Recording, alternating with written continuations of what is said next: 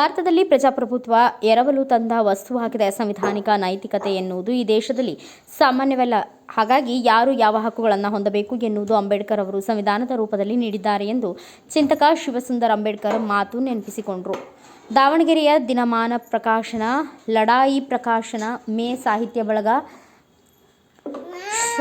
ಶ್ರಮಿಕ ಪ್ರಕಾಶನ, ಜನಸೇವಾ ಫೌಂಡೇಶನ್ನಿಂದ ನಿವೃತ್ತ ಪೊಲೀಸ್ ನೌಕರರ ಭವನದಲ್ಲಿ ಫೆಬ್ರವರಿ 9ರಂದು ಆಯೋಜಿಸಿದ್ದ ಬಿ. ಶ್ರೀನಿವಾಸರ ಸಂಡೂರಿನ ಕಗ್ಗತ್ತಲೆಯ ಕವನಗಳು, ಸಂವಿಧಾನದ ಮೂಲ ಸ್ವರೂಪ ಮತ್ತು ಕೇಶವಾನಂದ ಭಾರತಿ ಪ್ರಕರಣ ಸೇರಿದಂತೆ 5 ಪುಸ್ತಕಗಳ ಬಿಡುಗಡೆ ಕಾರ್ಯಕ್ರಮದಲ್ಲಿ ಪುಸ್ತಕ ಬಿಡುಗಡೆಗೊಳಿಸಿ ಮಾತನಾಡಿದರು.